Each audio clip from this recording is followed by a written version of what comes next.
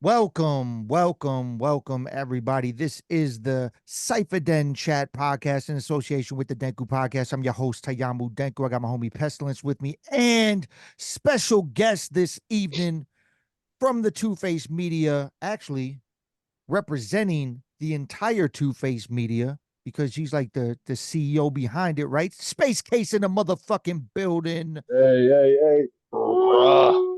Yeah, I wish I had like the button thing, right? Like I could press Me the too, button, man. like the The air air horns horn. and shit. The One day, I'm gonna get so in sync with it on the live. I'm gonna have the whole air horns and Nice. the audience applauds and everything. I'm gonna have it all set up. Got Hell button yeah. mashing on my right side. You got to get the prices right, like buzzer when they get it wrong.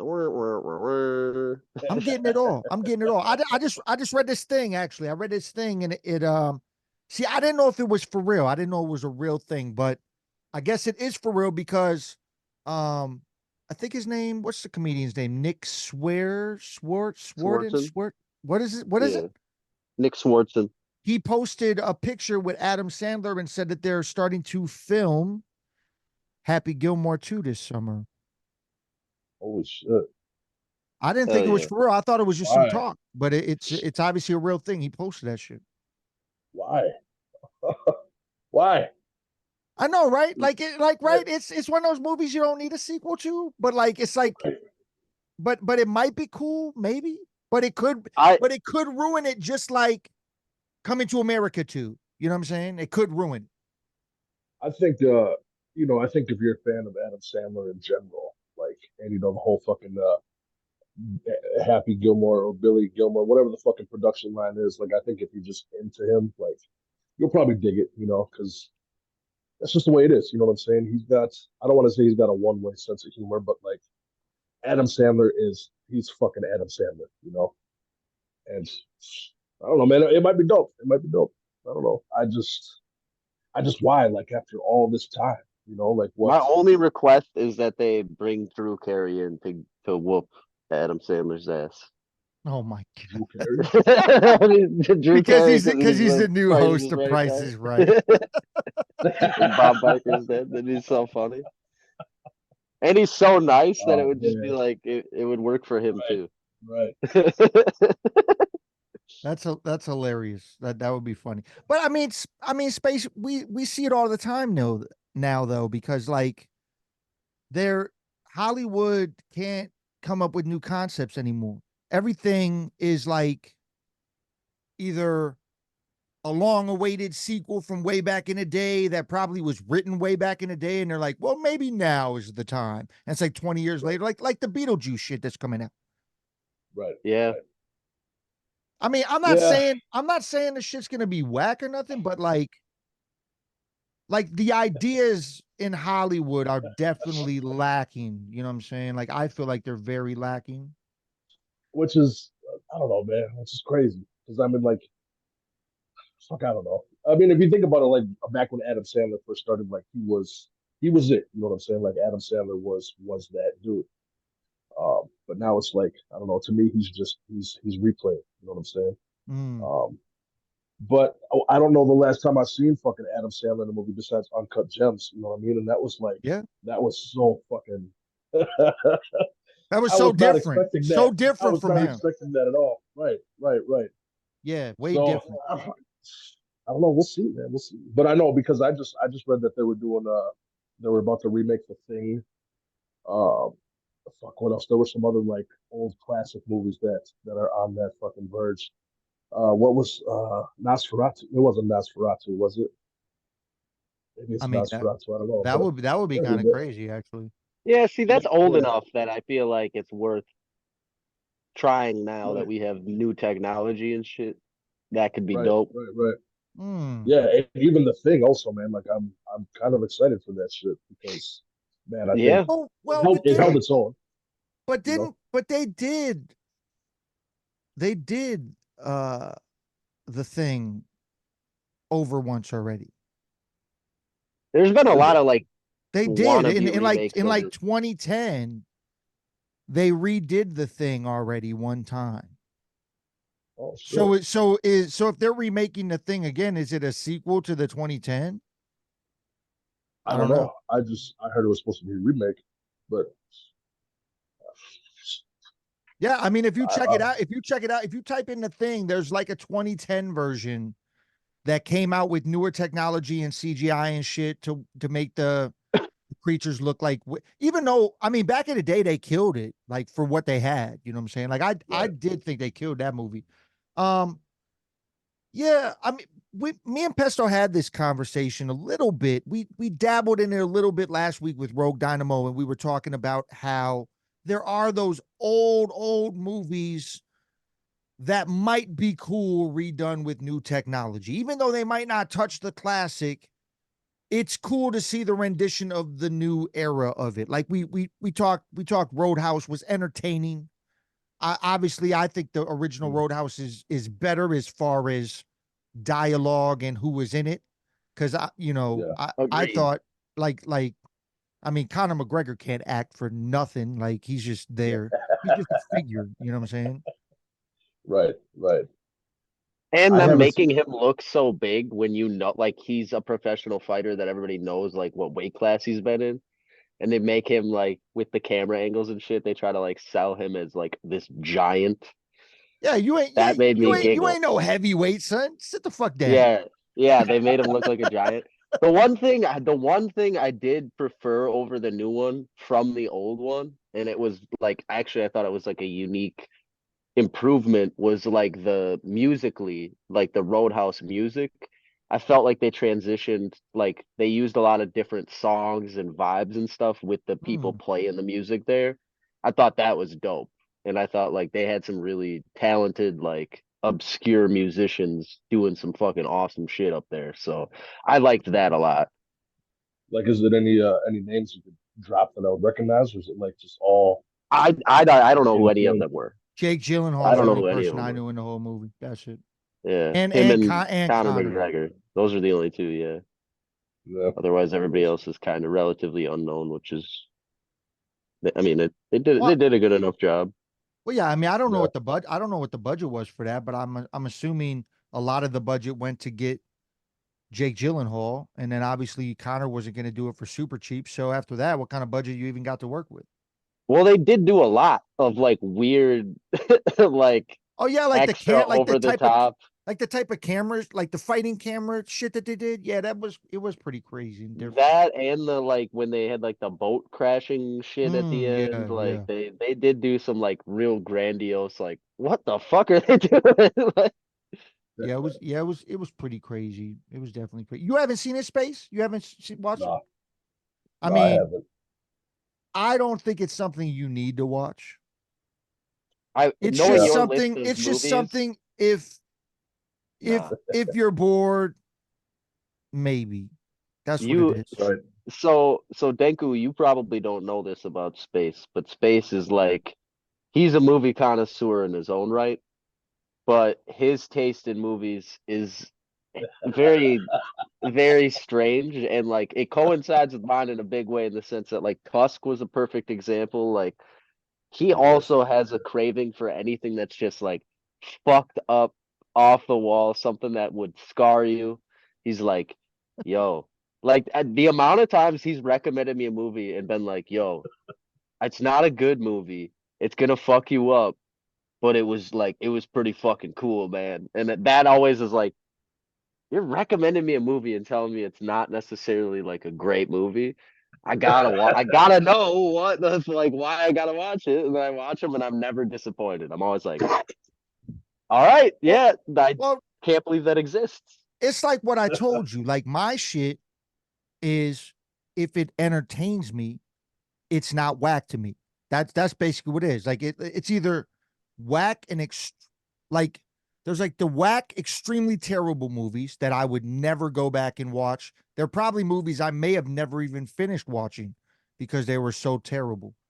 And then What was the one there's that we watched during the when we did the movie podcast for a short time that we all fucking hated? Teen What was Wolf was straight Teen Wolf? Yes, that garbage. was the one. I'll Teen Wolf never was forget how terrible. bad it was.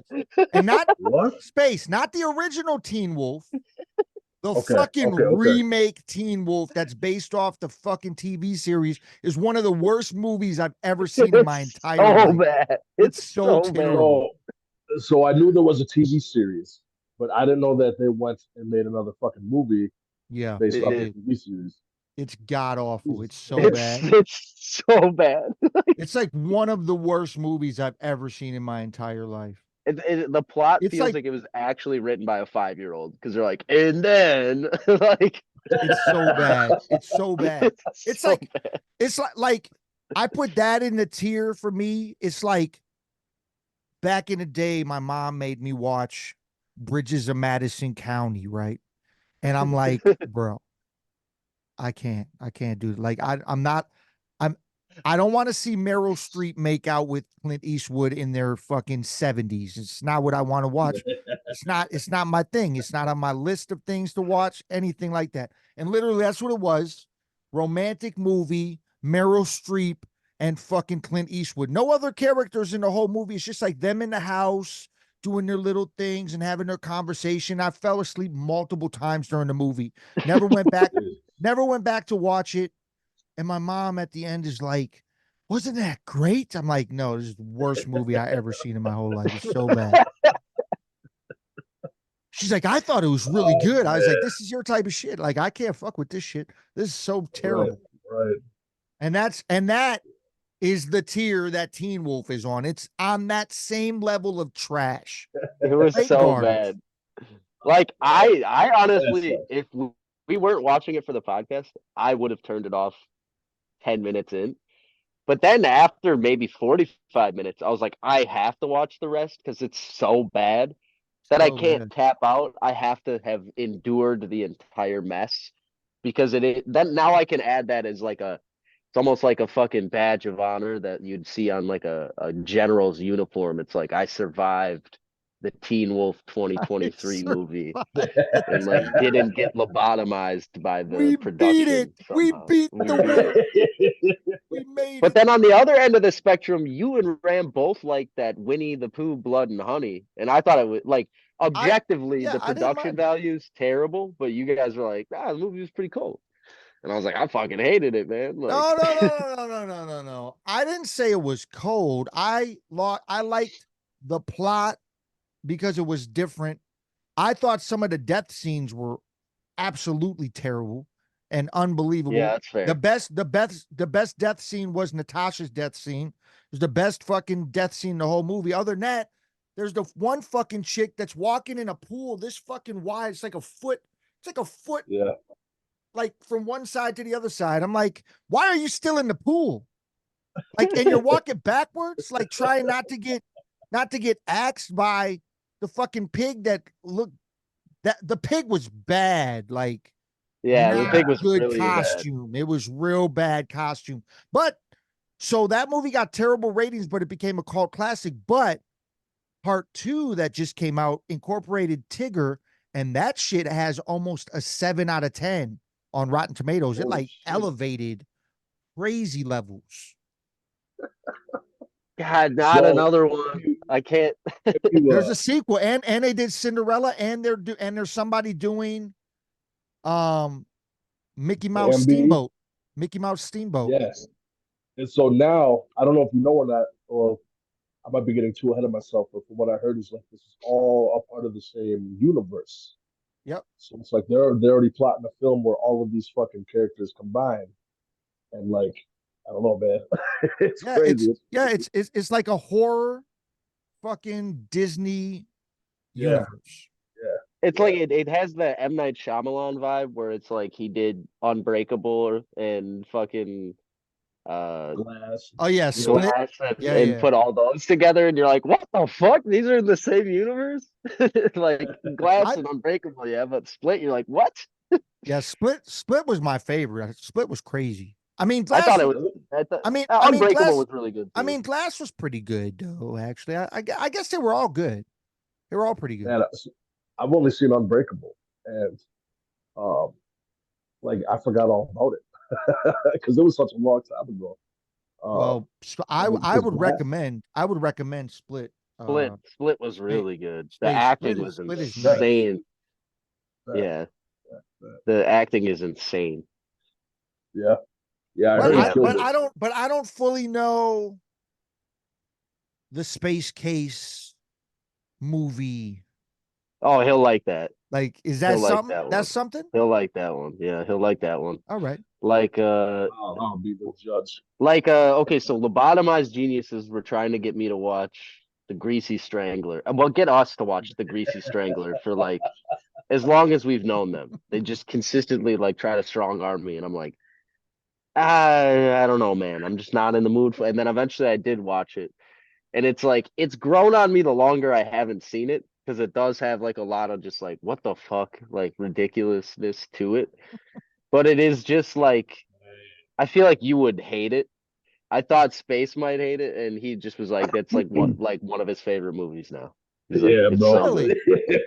That's your favorite. That's your shit. That's your shit. Oh man, bro, I can't even think about that movie without fucking cracking up, man. There's so much random off the wall shit in there, and I like that off the wall wit. You know what I'm saying? Like the fucking It is But the you least predictable movie of all time. but you think I would? You think I wouldn't like it? You think oh I would hate it? man, You didn't hell like yeah, you would Tusk? I hate it. don't think you'd like it. You I fucking don't think hate you'd it. like it at all. Yeah, okay. So yes, I will never. I don't have any intention of watching Tusk ever again. But it entertained me. But afterwards, I'm just looking like, what the fuck Yeah, is that? Like, I mean, yeah. I the saw it. Greasy Strangler is like a step above that in terms of what the fuck. Okay.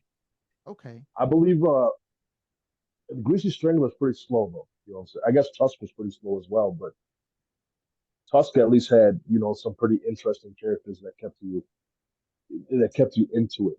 Whereas the Greasy Strangler, like I feel like the characters in that film might turn you away from it. But Hmm.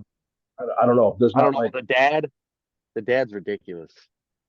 exactly, and I think that ridiculousness might be a little bit too I'm gonna much. see. Plus, I mean, like some of I'm, that shit just goes on and on and on. Like, Yeah, oh man, I mean, I yeah, might have to go peep it now, just because you guys are building it up to a level. I mean, if anything, and the Pestilence way I already looked thinks at it was I will hate it, but is I thought I was like either I'm gonna like this and it'll be a good recommendation from these guys, or I'm gonna hate it and I'm gonna dunk on them for it. And well, I wasn't but able to do either of those things really. but you think it would but you think it would entertain me though. See that's all I need. It could, it could. It's hard to say. It depends on what mood you're in. If you're in that vibe of like just anything goes, that's the time to watch that movie because anything it's goes in that movie. It's it's literally watching a bunch of idiots be Hmm. on a fucking serious storyline. But it's like I don't know, man. I guess the father I took pretty seriously just because he's got a fucking presence. but his whole presence is ridiculous. Like it's his entire Oh man, character. it's just like Everything about him is ridiculous. oh man, Greasy yeah. Watch greasy He it. looks like strangler. he looks like an adult Oompa Loompa. No joke, no fucking joke. Like his Greasy skin complexion and his hair. and this is called Greasy Yeah, Strangler. This is The called. Greasy Strangler. Yep. All right, yeah, man. I might have to fuck with it, I man. think it's on Prime. It's on one of them. It's Oh, free. word. yeah, Yeah, maybe I yeah. have to check it out. Cause I mean the most recent shit I even watched was I watched the Civil War joint. Um, which I don't know if either of y'all saw Civil War Uh-oh. with Kirsten Dunst and I her heard. baby teeth. You know what I'm saying? Like, tell I me a time that Kirsten Dunst hasn't had baby teeth. I mean, I'm just saying she's over okay. here. She had baby teeth her whole life.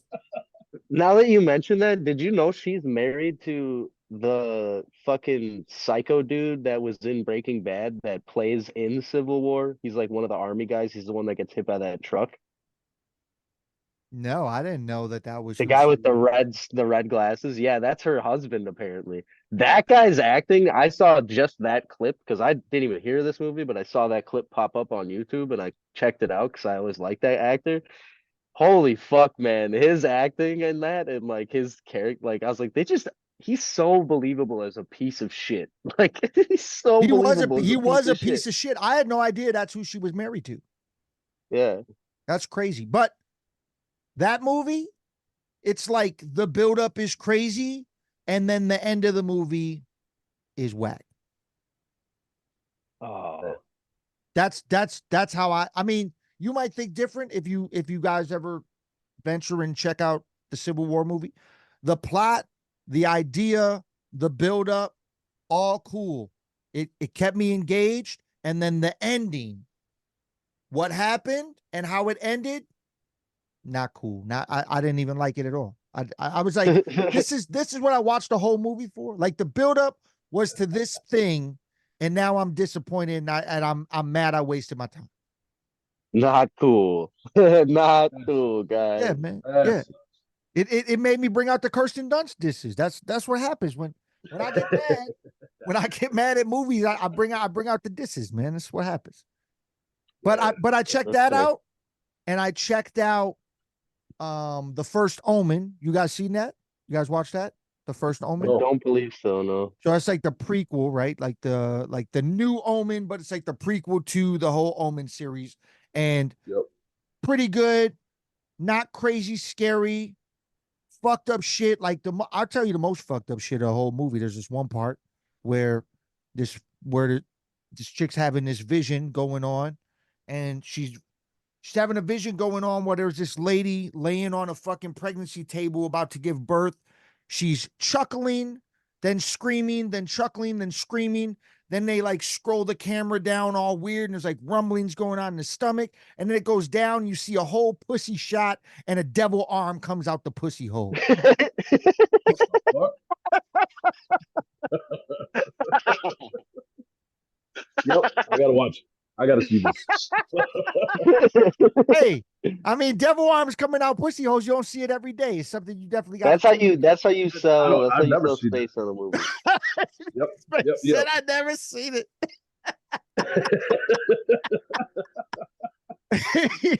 Yeah, it's Fucking not limbs coming censored. out of vaginas. Not censored. They How straight about it? show it, and the fucking devil arm coming out the pussy. Nice. Nice. Yeah. I'm on it. That's Um. wonderful. Where'd you watch this? That is on. Is it on? I got it I'll look on it my up. Disney subscription with Hulu, so I think it's on Hulu. Might be You on don't Hulu. think it's on Disney? Well, it's not on. It's not on. Well, I only have the Disney app because I have problems getting into my Hulu app. So like now how the Disney app is set up is all the movies and feature joints from Hulu are right on the Disney app. Okay. Okay. Okay. So I was able to just find it under there. It said with your membership with Hulu, and then it said like the First Omen, and yeah, watched it, checked it out. I mean, it's pretty much where I am with movies. I think those are the newest joints I watch. I attempted to watch the King Kong Godzilla joint, and is so the CGI. Like, did they even put money into that movie? That the CGI was so terrible in that I turned it off. I couldn't even watch it. I don't even know if Are the you talking about the storyline is good. newest one? Yeah, the new one. Not the Godzilla minus one, because I heard good things about that. That's the independent Godzilla, and I heard good things about it. But I haven't even watched that. But the Godzilla Kong movie, I tried to watch it, and like the CGI, like what the fuck were they doing? Like who made that shit? Like who? I think that one got really good feedback. Like, I mean, Well, it's my god biggest awful to me. I feedback couldn't even is watch it. my biggest feedback's from Bumpin because he loves Godzilla, he loves King Kong, and he was like, it was fucking sick. I went to the theaters and watched it. Hmm. Like he really enjoyed it. I think the thing he enjoyed about it the most, like I don't think he cares as much about the quality of the CGI as long as they're like following. He likes kaijus, and he said that he liked that this one wasn't about the people at all. It was just about the fucking kaijus. It was like their story. So it wasn't like you didn't have fucking random people with hours of dialogue. It was like, you know, Kong and fucking Godzilla and that douchebag monkey. Yeah, but I couldn't watch it, man. Like Yeah, the quality was so whack. Because I tried to that's watch it fair. on I tried to watch it on the app. You remember I was telling you I got that app on my phone where I can get pretty much anything from any streaming service, but I got to mirror it through my phone. But that particular movie has been out for a while now. So when the movie has been out for a while, it upgrades to the top notch HD joint. And I'm like, oh, cool. Like I'm gonna finally watch this because I attempted to watch it before and the quality was so bad.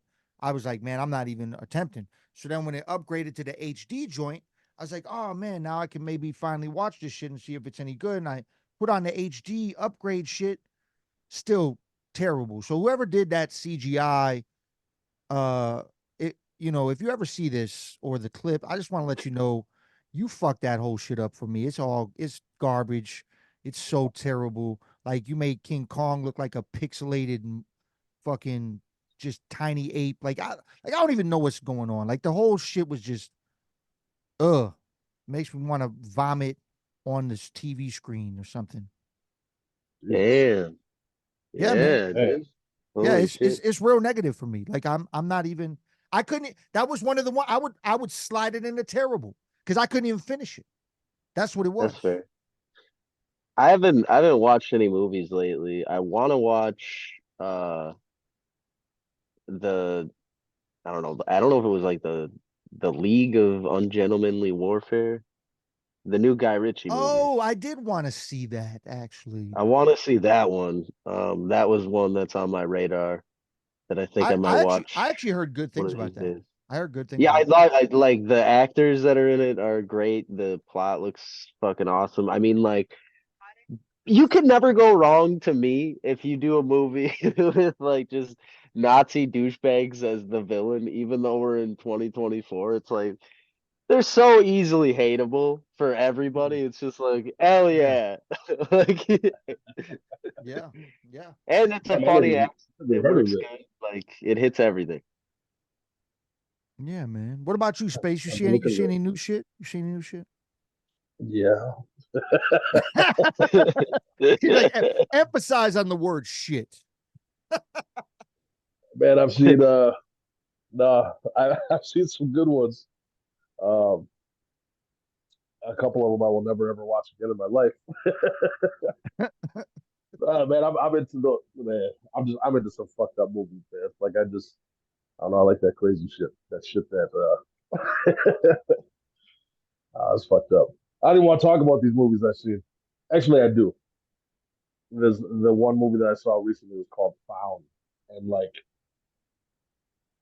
the concept of it was pretty good. Like it takes a while for it to pick up, and it was like I fell asleep during it the first time I watched it, and I was like, okay, because like they were talking about these movies on like these forums of like Hmm. controversial films and intense films and just shocker media. You know what I'm saying? So it's like, wow, like this is pretty timid, but I mean, it was okay. Like, I mean, like the characters are engaging, like everything is like, yeah, it's pretty good, but Hmm. man, I just didn't have the fucking endurance for it. So I ended up passing out. And then the next night I had my kids. So, they go to bed. I let them go to bed kind of early so they can like just chill and, just uh, relax and uh, mellow out and shit, play on the tablets and whatnot. And then so I start the movie over. And like, there's this part where like it's like all of a sudden when it gets intense, like it gets fucking intense. And then like right as soon as it got intense, Maisie comes walking to the living room. And I'm fumbling trying to find the fucking remote because I'm like still in awe at like what the fuck I saw. I'm like, oh my god, like basically this kid is watching this oh man, it's fucked up. But this guy has this girl kidnapped and like for real, like I didn't expect it to get this fucking crazy. But like he's got a machete and he just like cuts her titty off. And it's like it's graphic as fuck. Like it's like super realistic looking. It's like she starts screaming and like right as soon as it's like a close up on the titty that was just cut off, Maisie comes walking in. So I'm like, I'm trying to fucking find the remote and shit, like trying to hit like the pause button and fucking I just shut the whole TV off. Dude, And then you just, the Oh, worst time for somebody to walk into your living he room said, is just a severed titty he said on he the shut. screen. oh He said he man, shut the whole oh TV man, off. I didn't know what button to put. My fucking remote has It, fucking four or five buttons on it. it'd be Man. hilarious if you shut the TV off, but you had like it was on a different thing, and like you had a surround sound hooked up to the different thing it was playing on, and the noise just kept playing. Hell no, The fuck?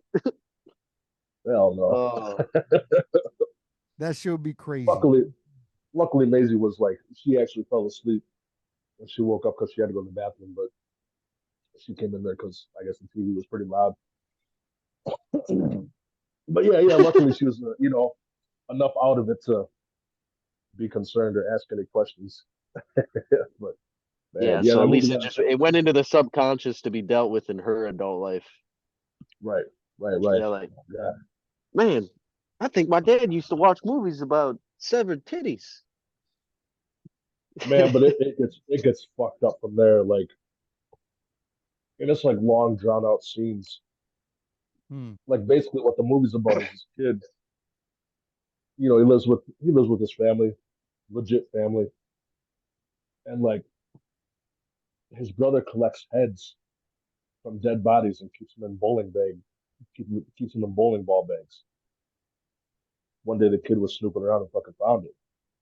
And then it's like, after a few days, like it changes to a different head. And then this kid is also like he's like a big horror movie buff. And so he like rents all these horror movies and shit from the movie store. And one of them's called Headless, but it's like there's no movie in it. It's just an empty case. And, he's asking like the movie guy, like, where's this movie? He was like, I don't know, never got returned. Well, then this fucking kid finds it in his brother's room, and he's got this kid has a friend over. Like this kid is like 11 years old or some shit. Has like his 11-year-old friend over, Hmm. and then they start watching it, and like like I said, like even that part is like it's pretty slow. Like I mean, like there's not a lot of action. Like yeah, he's got like this girl kidnapped, but it's like nothing really happens. You know what I'm saying? And it's like the kid is like imagining that it's his brother on this fucking screen the whole time, but then like like I said, he fucking cuts that chick's titty off, and then like the kid is like freaking out because he like sees his brother's face on the TV screen as if it's his brother doing this shit. Hmm.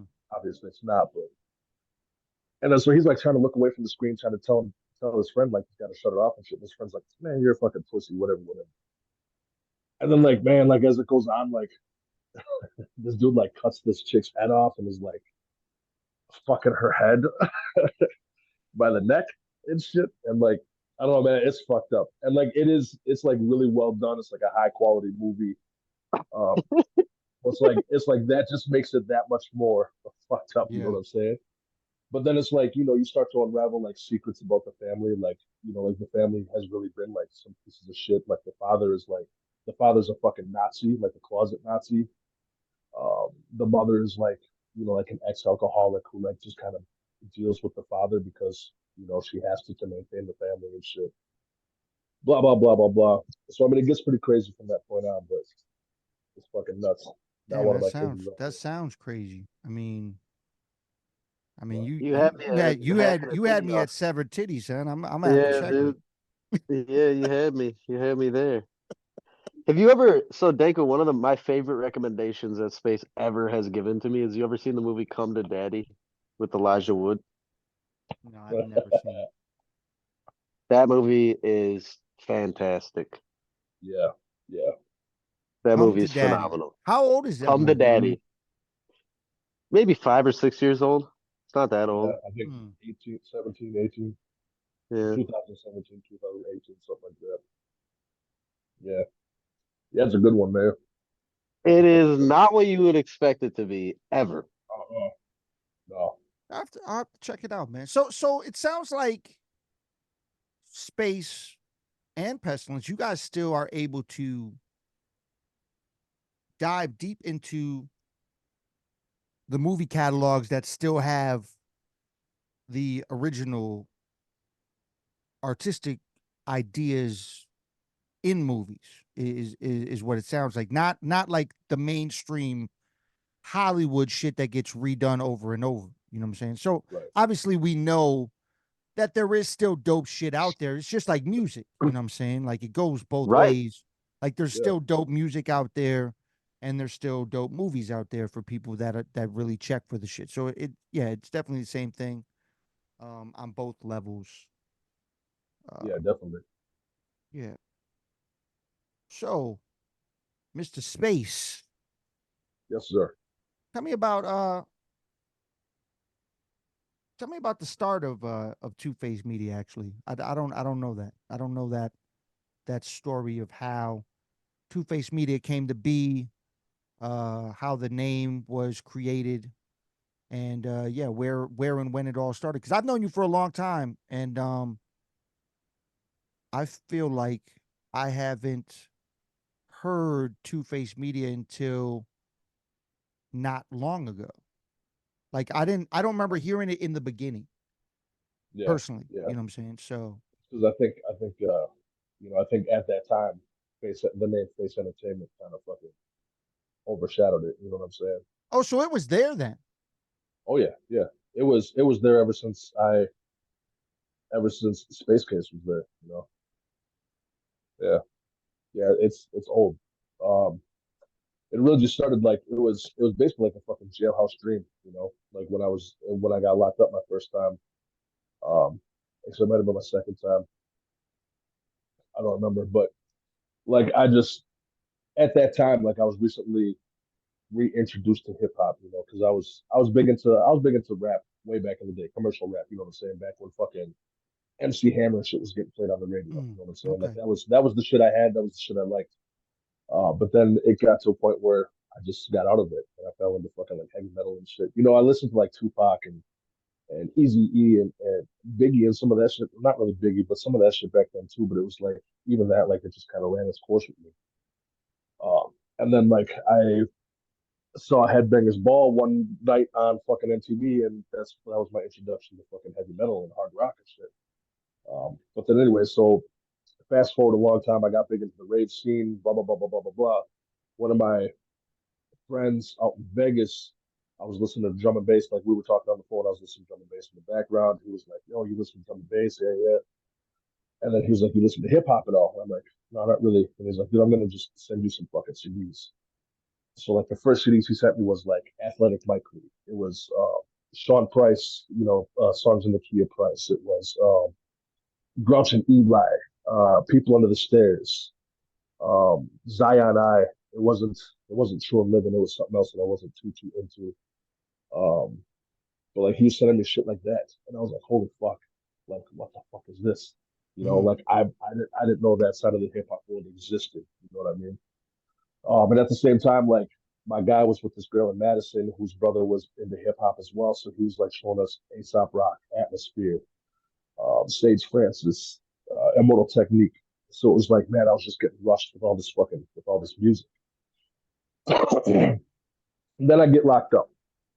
And it's like, while I'm locked up, like, I got people sending me magazines, like Herb Magazine, URB, 50, even Double XL, even like the Source and shit. But it was like there was a little bit of exposure to some of this type of hip hop within this collective of magazines, and then like I got really big into it, and then like I was making beats on like the MTV Music Generator and shit. I didn't know much about fucking Fruity Loops or anything like that, so it was like, but I mean like I made shit, I just fucked around like the MTV Music Generator, but it's like people really liked it, and so did I, and I was like, well, cool, like maybe I'll just start fucking with some shit. And when I got locked up, like I had all these beats in my head, like all these beats, that I was fucking with when I was out. So it was like I started writing to them and shit. And then I got out, and I was in a metal band at the time. I was in two metal bands. I was in VAD and Dichotic, and we were jamming in the back of a factory called what the fuck was it? It was Wirecraft at the time. It was where Weasel worked at, but we were able to practice up there and shit. And like I had a keyboard, I had a fucking shitty laptop, so it was like, I started making some beats on my keyboard, and then like I would record myself rapping to it and shit. You know what I'm saying? mm, But then I got locked up again, and then while I was locked up again is when I really started to put some stock into it. There was another friend of mine who was locked up. He was in prison though. His name was Skills. He was in prison for a long time, so like we were writing raps back and forth. Scotty Walker was another one. MC Envy. He was also locked up, so we were writing rhymes back and forth and shit. And then when I got out, like we all just connected. And that was kind of the birth of Chump Service. When I was in jail, I was reading one of the herb magazines, and they were referring to the industry, like the big wigs, the fucking the gorilla suit wearing motherfuckers in the industry. They referred to them as industry chumps, and they Mm. referred to that side of the rap game as the industry service and shit like that. And then that's when I came up with the name Chump Service. I was like, yeah, that's kind of tight. And then Envy and Skills were like, fuck yeah, we'll do a hip hop group. And I was like, what do you think about the name Chump Service? And like they were sold. And so it was like I was in VAD, I was in Dichotic, and I was in Chump Service. VAD, like I had a lot of weight in because like that was like, that was partially my baby along with, some of my high school friends and shit like that. So it was like, okay, oh yeah, and I was producing electronic music at the time, drum and bass, also on the MTV Music Generator. Um, so, and I know like it wasn't serious production and shit like that, but it was still something. But even that led me into Fruity Loops, which I got from Beavis and all that shit. But anyways, okay. So anyways, the name Two Face Media came about. I'm sorry, man. It's like there's a Hey, whole it's all good. conglomerate. It's all good. We're going. We're going. All right. So yeah, so when I was locked up, it was like, okay, so let's start a collective. I mean, I'm doing metal and I'm doing hip hop, which are two musical worlds that just don't go good together. You know what I'm saying? And that's where the name Two Face Media came from because it just reminded me of Two Face, Harvey Dent, like just the fucking, the one side against the other, the two people that shouldn't fucking be together. And so that's how the name Two Face Media came about because it was like I was good with Photoshop, so it was like I was able to do graphics. I was good with I was a little good with music, you know what I'm saying? So it was like, there's the musical side, and just shit like that. So it wasn't just music. It was like, a whole basically we could do everything. Like we knew people who did, like Beavis, he does a lot of recording and shit like that. So it was like, through him we were able to explore the sides of it as well. Blah blah blah blah blah blah. So Two Face Media, that's pretty much how Two Face Media came. And then that goes the story with Chump Service because Chump Service. But when we met you, there was only two of us, right? It was just me and MC Envy. Yeah, Yeah, I don't think you ever met Skills, which is okay because fuck that dude. Um, but yeah. that's what's up, man. Yeah, there's Yeah, a lot of bars that are anti-skills throughout the Chump Service catalog and the really. Space Case catalog. Yeah, the Yeah, Flex Luthor song yeah, still got skills without the piece of shit though. yeah. Mm, Fuck that dude. okay, okay. You know it's crazy though. You telling the story space is kind of crazy because you got you got spoon fed hip hop that you didn't know existed, and that's how your dive into like the real hip hop shit happened, right? Like you got Yeah, spoon fed yeah. this like all this hip hop that you didn't know existed, and that's what happened to Pestilence. That's what's crazy about it. Well, Pestilence is from the same part of the world I am. You know what I'm saying? And up here, it's closed off. You know what I mean? I mean, there's draw here. Tourists. Plus, like the shipyard brings a lot of people. The Coast Guard brings a lot of people. But it's like I don't know. I don't really talk to any of those cats. I don't really mingle with any of those cats. So it's like, what the fuck do I know? How would I explore? I mean, Mr. Blue's brother, Richard, like as soon as Onyx Back the Fuck Up came out, like he bought it and I heard it and I had to go get it. You know what I'm saying? And when I went to go get it, I saw Beastie Boys. I saw the Beastie Boys album, Paul's Boutique. I never fucking heard of Beastie Boys before. I had no idea who the fuck they were, but I knew it was next to Onyx. I knew it had the parental advisory sticker on it, and it was labeled in hip hop, so I bought it. And so it was like, I stumbled across some things like that. We had a downstairs neighbor who listened to Public Enemy in Cypress Hill and shit, so he let me borrow his tapes. Um, Mm. but it's like, even that, you know what I'm saying? That doesn't prepare you for the fucking world of hip hop that is out there. So yeah, man. Luckily, I was able to fall into it through, people that I knew that were like out in Vegas, even Madison, because Madison is all about that shit, especially like the college scene, like Yeah, the Madison. atmosphere. Yeah, Fucking, Madison like used to be the place for like hmm independent hip hop. When I was getting into hip hop more, everybody would talk about Madison. And I had never played Madison until I played Madison mad late. Like I think it was like, I mean, you figure my first show ever was in high school, like 95, 4, 6, 96, okay, 96, 96. The Jesus, first show I've ever done, 96. And um I just remember damn, where the fuck was I going with this? What were I randomly When you lost got my into place. Madison. Madison, yes. 2011. 2011. 20 no, okay, 2012.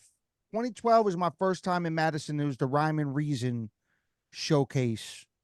Shouts to Bomb Camp and the whole clique that used to put that showcase on. I did that showcase mad times, multiple times throughout the years, until I started getting my own hands in Madison to where it became a thing where I was able to book shows like now. Like now I could still yeah, book shows there, but venues come and fall apart. They've done it for like the last since the pandemic. Like mad right. venues have just fallen apart that I used to fuck with, and now it seems almost harder. Like I have a few that I could get with. I'm looking forward to this new venue that we're playing. Um, August. It's got a dope name, yeah. The Gamma Ray Bar. But you know what?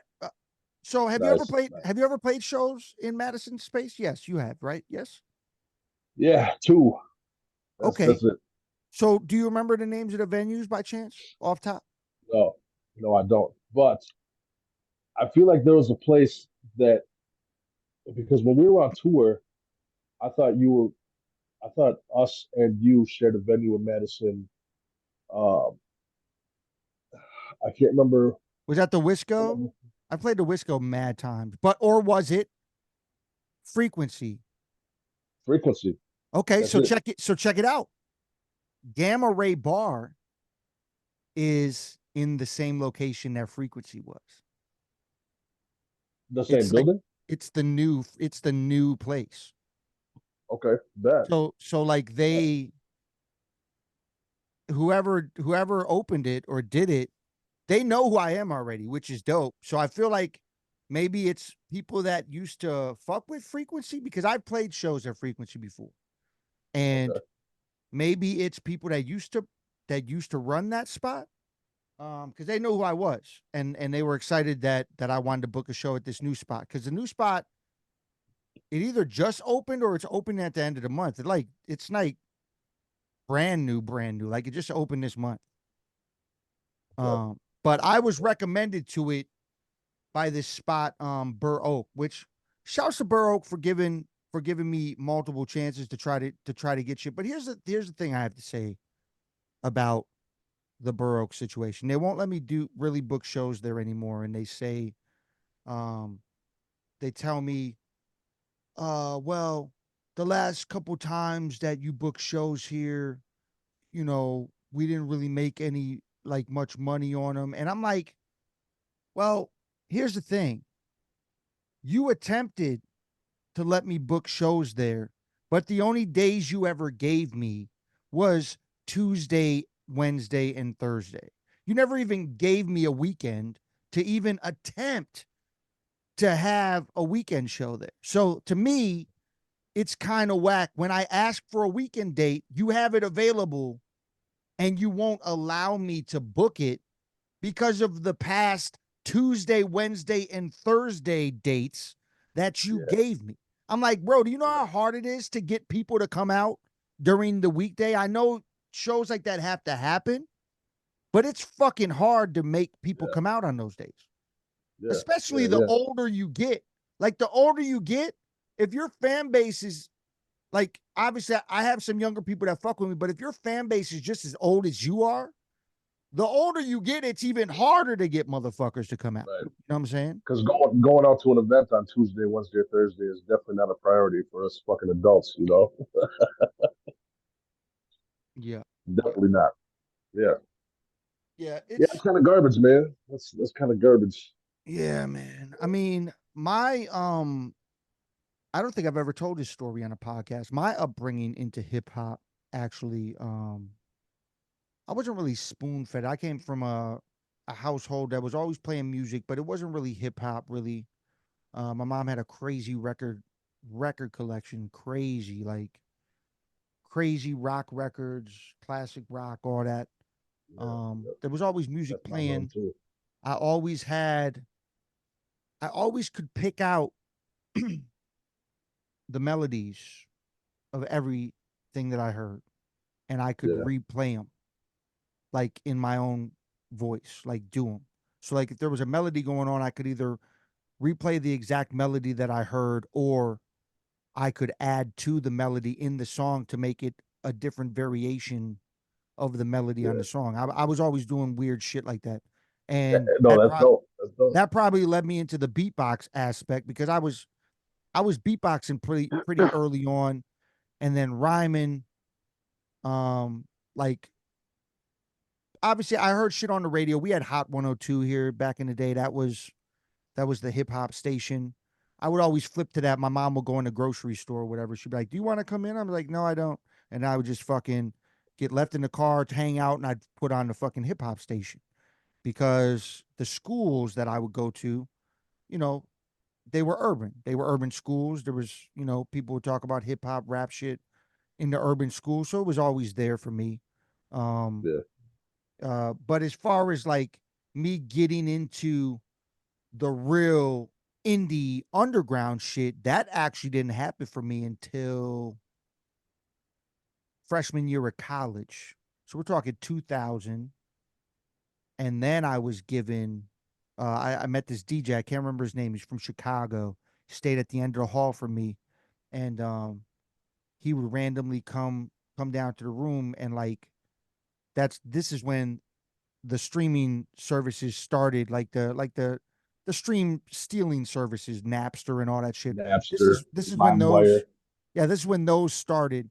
And he was like, "Man, you got to download this. You got to download this." He was like fucking constant, like just throwing all this shit. He's like, "You got to download this, check this shit out, check this shit out." And I heard all this crazy shit that I never knew existed. And that's when I found like Aesop, and I ended up starting my own little record collection. I remember I still have it over here somewhere. It's in one of these, but I have the original Aesop float vinyl. Like I have it Man, over here somewhere. that's dope. Uh, like because I started a mini record collection because this dude was a DJ. He was cold on the cuts. I'm mad we never stayed in touch because if he still did cuts, like he would definitely be somebody I would as my go to do scratches on records. But one of the funniest things, because I knew who it was because this dude introduced me to him too, but there was a random college house party going on. And I remember coming out of the college house party and seeing all these flyers on all these people's cars for this hip hop show that was going to be going on in it was either at the Rave in Milwaukee or was at some random fucking club spot in Racine. It was one of the two. And it was fucking Necro. Fucking Man, damn. like The fuck? flyers over everybody's car. And I'm like, holy shit, I actually know who this is. It's kind of weird that he's like touring here. Like it doesn't even make any sense to me. But yeah, it was him. And around that time, we had spoken to Necro because I used to get all just like what I do for the podcast shit. And what I yeah, kind of the same concept, but I've known hip hop artists for so long, and I was always able to get in touch with them or whatever. And my homies that used to be in a group with me, they were friends with this dude, DJ Hammurabi, who used to go to UIC and he used to run a radio show there. And I used to always set up the chat rooms. And get the special guest for every week, and I still have like I remember, I'll never forget the Pesto. Did I ever tell you the Necro story when he was on our fucking Y- UIC shit? You did when we were So driving yeah, to so it's Michigan a hilarious. little So bit. so yeah, so Necro, I got him on our fucking radio show, and Hammurabi, he's interviewing him, he's talking to him, and he's like, yeah, so Necro, what do people gotta do to like, if they want to get down or hit you up for beats or get down on your record label or whatever, what do they gotta do to do that? He's like, get down? He's like, get down. He's like, I don't want to sign no rappers. I got my own label so I could put out my own shit. I don't want no rappers on my label. It was like he completely cut dude off from his whole question, like shitted on him. And then that shit happened. And the other shit that happened was we had Mac Lethal on one time, and these dudes just kept clowning Mac Lethal like for no reason. They just kept like every 5 seconds, like Mac Lethal would be telling a story, and then like the co-host would randomly just say like Mac Lethal came to do this. What? Because Mac Lethal would always say that in his battles. So Oh, like, okay, okay, so okay. like he's interviewing him, and Mac Lethal starts talking, and then all of a sudden the co-host will randomly come on and be like, Mac Lethal came to do this. Damn. Rude And ass like dude. and What the like fuck? and like Mac Lethal hated them after that. Like hated them. So I like when I bet. saw him at Scribble Jam one time, he came up to me and he's like, hey man, I appreciate you getting me on that radio show, but those guys are assholes. Like, why they gotta do me like that? I said, it's like, I had nothing to do with that, man. Like, I just set up the interview, man. I didn't know they were gonna be like that. I didn't know that was gonna happen. Like that shit That's happened. fucked up. And then the other thing that happened is, and he didn't like me I don't know if he likes me now. I've never even had a conversation with him, but I set up an interview with Sage Francis, and Hammurabi just didn't show up. Like he didn't answer me. He didn't respond to me. I told him I had Sage set up for the week. And he's like, yeah, I'm good. I'm good. It's gonna be dope. Like whatever, blah, blah, blah. And then I set it up. I set it up. And then Hammurabi like ghosts me. Like he doesn't What show up the to the fuck? studio. He doesn't show up for the interview. And then Sage Francis is like, this is some fucking prank. You fucking pranksters. This is why I don't do these fucking interviews. And I'm like, bro, Damn. I I didn't do it. Like, don't get mad at me. Like, don't hate me. I just fucking set up the shit. So he thought I was like fucking with him. And like for mad long, like Sage hated me and shit.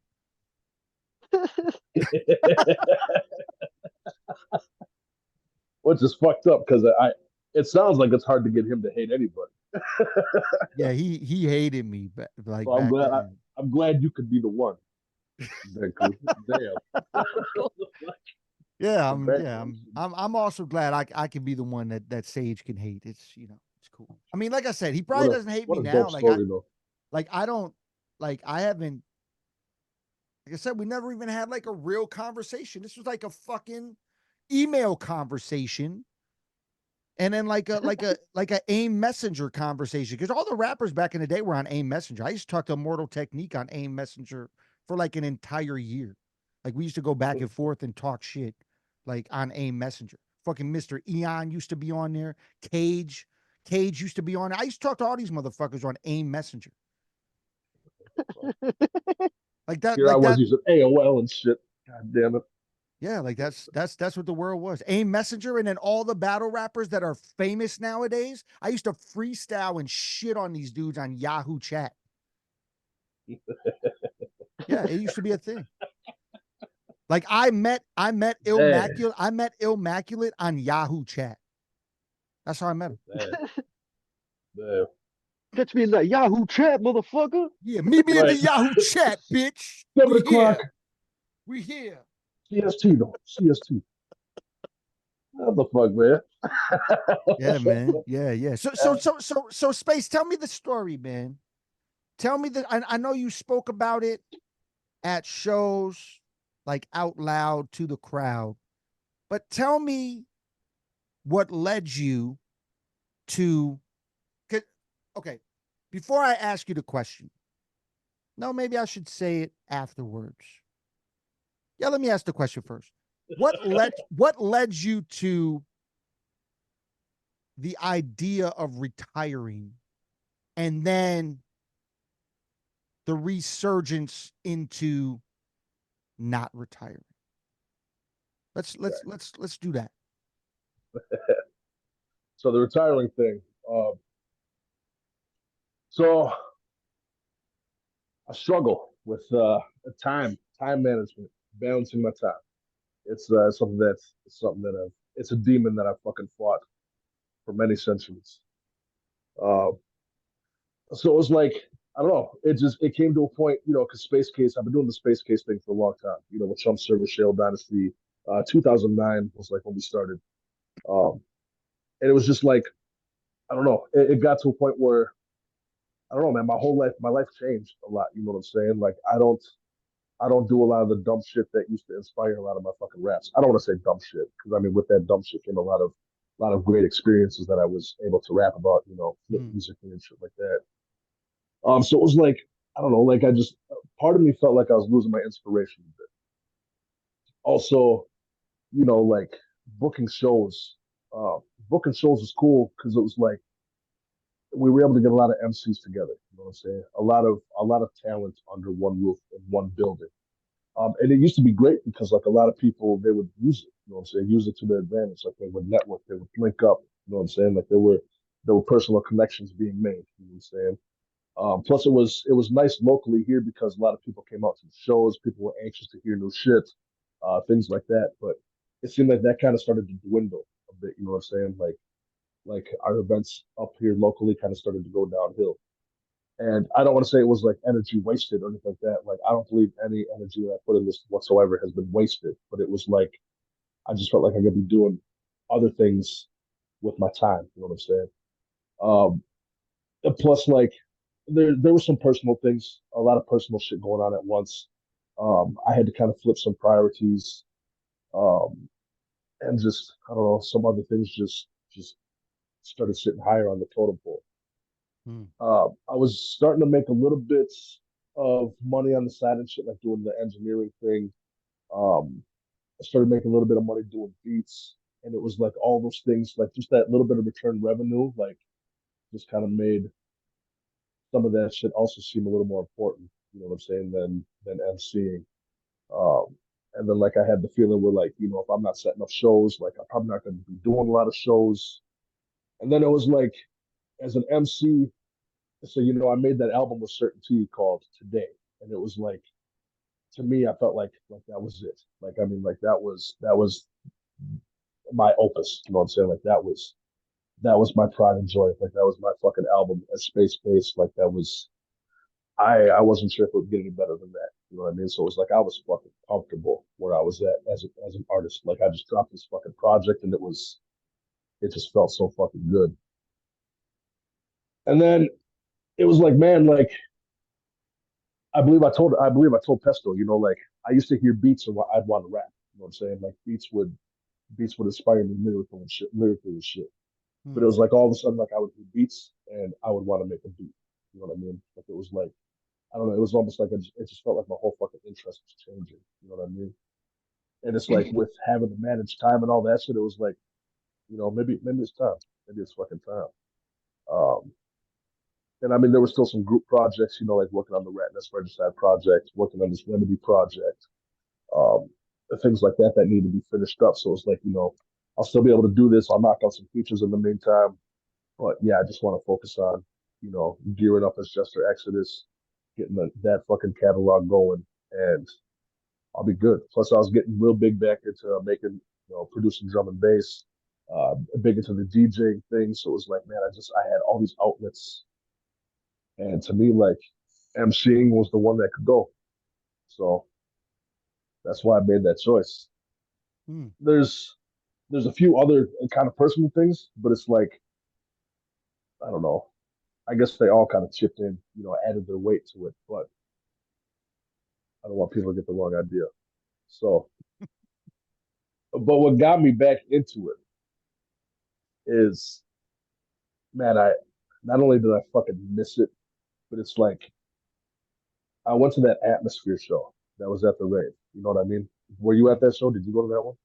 Uh, what year was that? That That was just was last year, last Thanksgiving. year. I did not. I have not seen Atmosphere in some years now. And it's crazy because like he still rocks it, you know what I'm saying? You can tell he's getting old, you know? And it's like Atmosphere is one of the ones who got me into this, you know, who really honestly like in a sense got me to where I'm at musically, you know what I'm saying? Because he was a big inspiration. And it's like seeing him up there, like knowing that he's, you know, fucking 56 years old, like who knows how much longer he'll be able to do this. You know what I mean?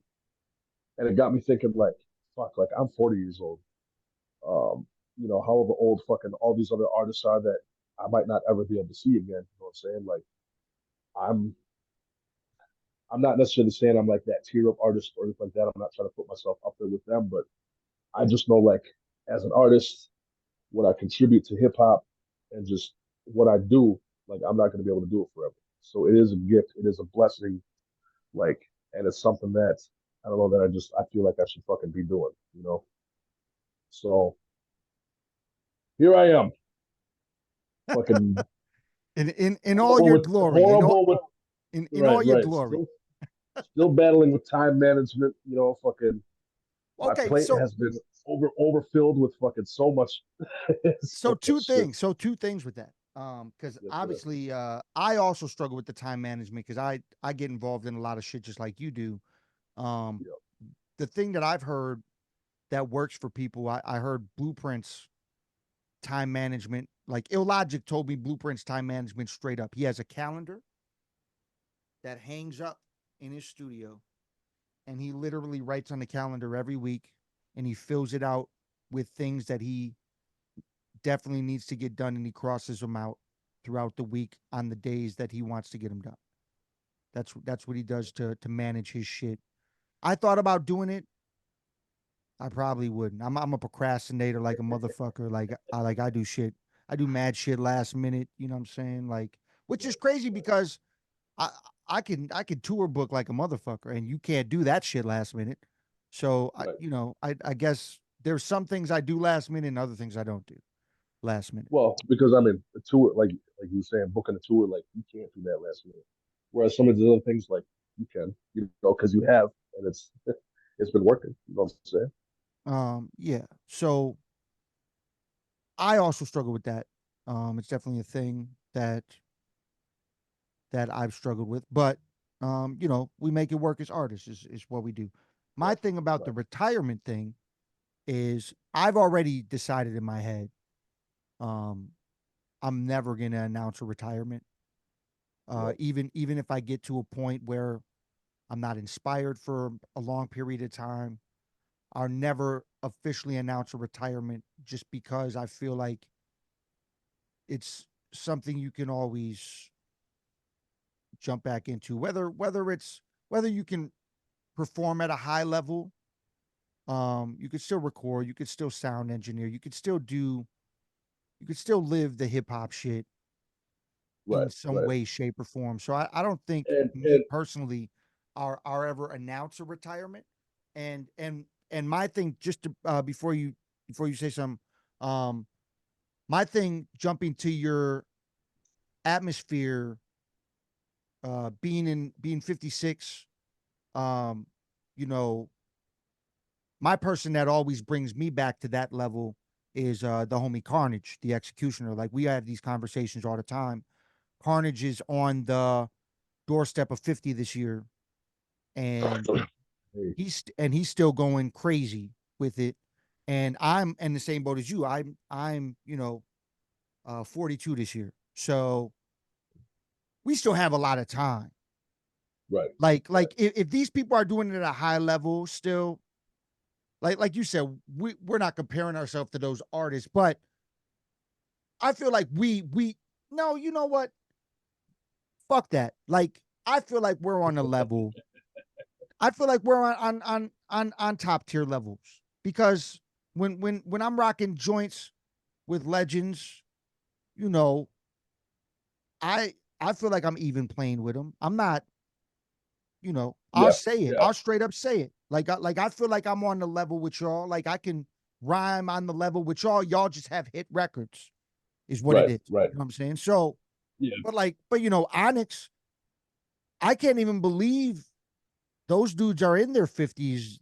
The hype right. level behind their shows for like that long period of time, day after day. I'm like, how the fuck do y'all do that Yeah, shit for like yeah, over an hour every night on tour and y'all are in your 50s? Like, that's right. crazy to me. So Yeah, if they can do that, I got no excuses. You know what I'm saying? Like, there's no right. excuse. Um, How do you feel like? Because I know when you do a tour, you jam pack. You know what I'm saying? So you're doing show after show, night after night.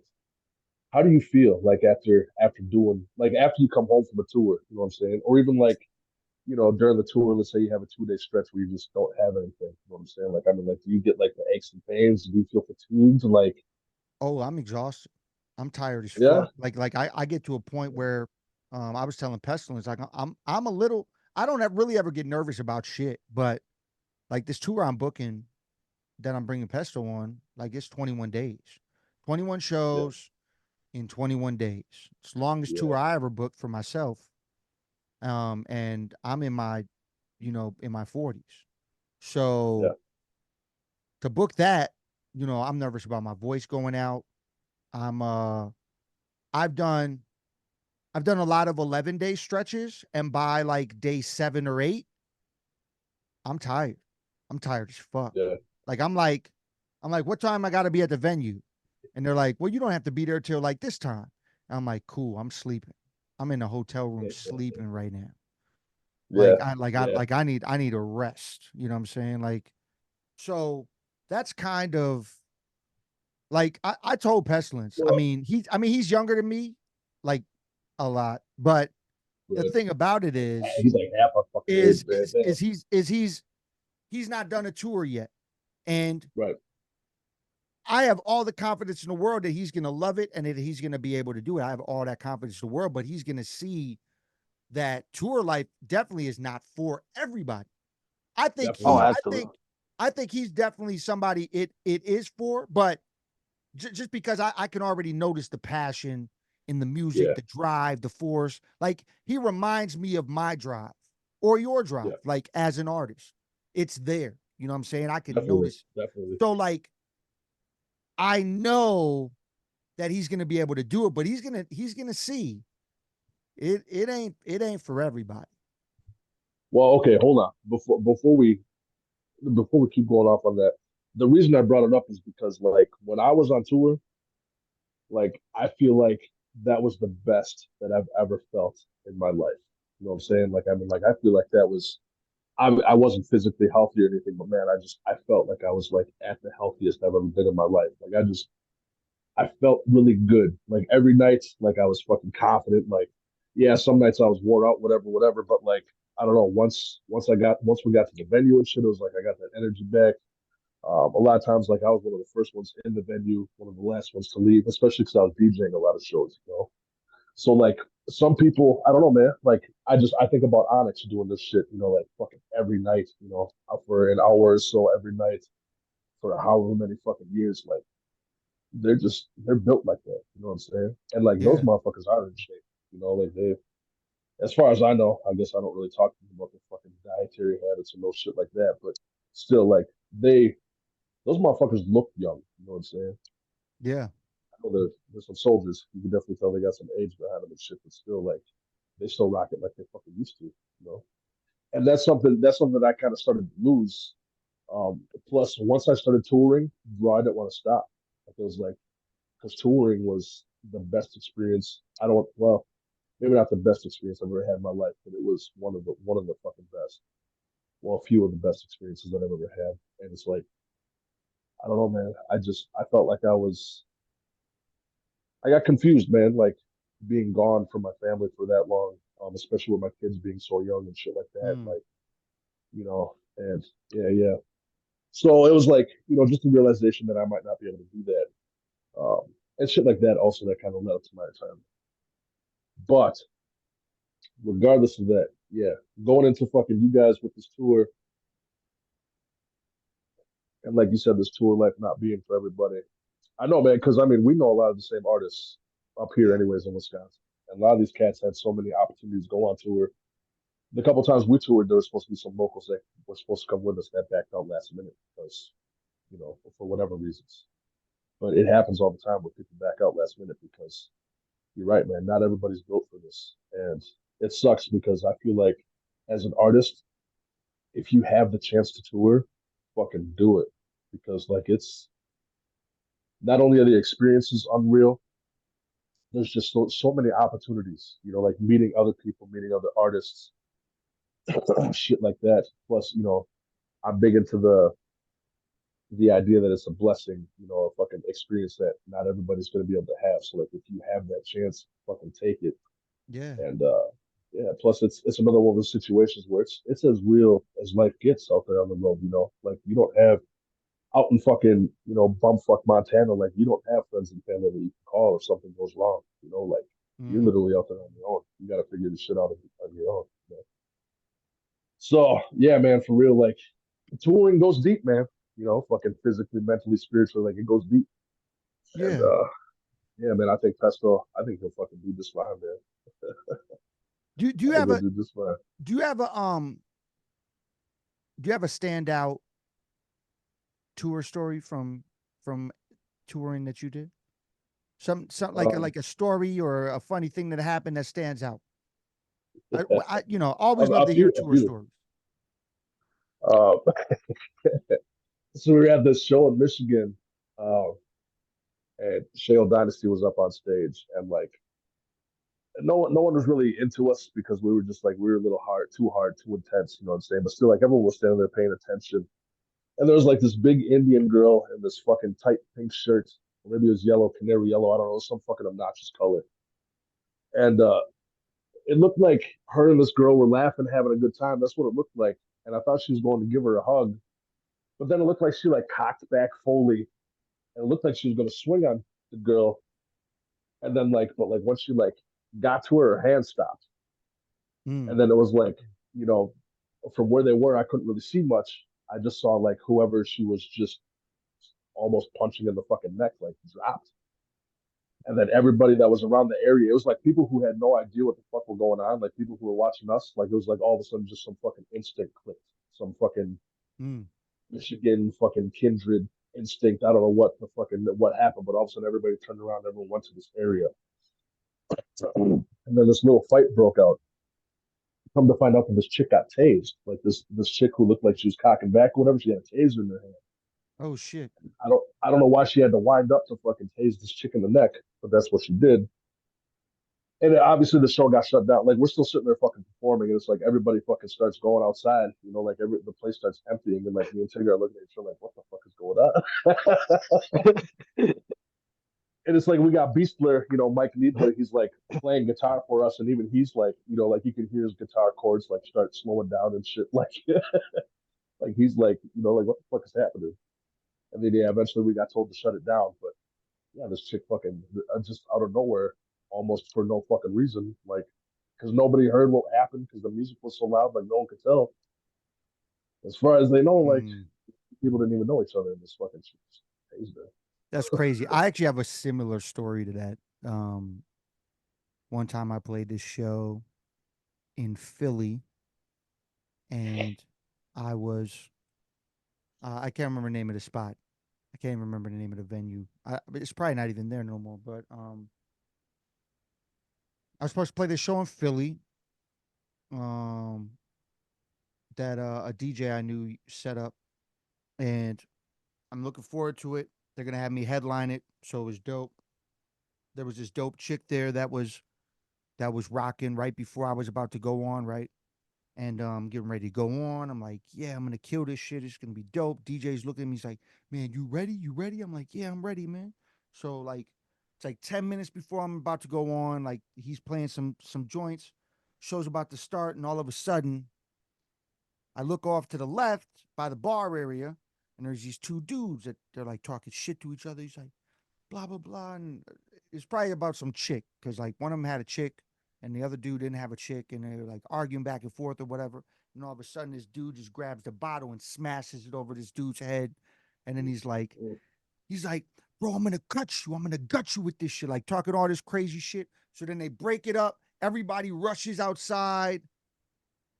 And then like they didn't shut the show down, but like 5 people came back in. And then the DJ's like, man, you ready to go? I was like, now? I was like, you want me to perform right now? He's like, yeah, man, we got to keep it moving. I was like, there's nobody here no more. There's like 5 Right, people here. right. Like the shit was popping. These dudes got in a bar brawl, smashing bottles on heads, and everybody left. And now there's like 5 people in the venue. It was one of the worst That sucks, fucking man. shows I've ever played in Philly. I've played multiple, but that was probably the worst Yeah. experience in Philly. Yeah, yeah. Ever. Um Teslas, I know that Space is your homie. I know you record a lot over there. Is there anything that y'all haven't talked about that you want to ask Space on the podcast? That me and him haven't talked about? Fuck, man. Why do you hate mayonnaise so much, I knew bro? you were Like, gonna what's your fucking bring up fucking mayonnaise, man. I fucking knew it. So I know you never met my grandma, but my grandma No. was probably the sweetest fucking lady I ever met in my life. Sweetest. Anybody who knows her knows the same thing. Like they would tell you the same thing. And I promise, like it's not biased. Like she's the by far the coolest woman who probably ever existed, right? And man, she fucking loved mayonnaise. Like I'm talking like mayonnaise sandwiches, mayonnaise to a fucking crazy straw. Like she would eat it with a fucking soup spoon. She would sprinkle those fucking little candy sprinkles on it like a fucking sundae. Like she just loved the shit. Then Bro, wait a second. Wait a second. she was fixing. Don't Mayonnaise in fucking a don't crazy interrupt me, straw, son? Deku. Mayonnaise in a crazy straw? That's the craziest shit I ever heard in my life. She's very German. Okay, she actually came from Germany. So I guess I don't know if mayonnaise is a German thing. If mayonnaise fucking German, whatever. But regardless, she was serious with it, man. So one day she uh she was fixing herself a fucking mayo shake, and you know part of it didn't break up, man. Part of it didn't mix right, and she fucking sucked it through the straw, and she choked and died. And yeah, man, I don't know. I have this fucking vendetta against mayonnaise, man. I just Damn. every time I fucking even hear the word mayo, I just think about that shit. I like how you created a weird Joker villain arc for your disdain for mayonnaise on the spot. And you had us both kind of for a No, second there's being just, like, what bro. the fuck? It's fucking gross, man. Mayonnaise is fucking gross. You ever smell somebody's breath after they eat fucking mayonnaise? Like, man, I'll be I don't know. honest with you. I've never thought of eating mayonnaise in any other way by just slapping it on like maybe See, slap as some just backup on like a sandwich. Like I've never thought look. of Yeah. Any type of condiment that you have to slap on a fucking sandwich should not be eaten, bro. Like most people spread it on. Most people lightly apply it on their fucking bagel or whatever. Mayonnaise, you fucking slap that shit, and anything that's slappable like that, that's soft and fucking white and fluffy. No, fuck that shit. Nobody's Oh, slapping fluff on nothing. You know what I'm saying? That marshmallow fluff. When's the last time you fucking slapped some marshmallow fluff on something that cool? Never, because fluff is never. good. Yeah. Right, right. Mayonnaise is But not.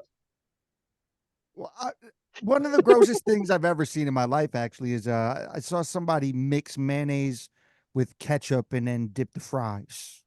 Yeah, that's They what. sell that shit at the store. That's disgusting to Yeah, me. That's so They gross yeah. to call me. it I know. mayo chup.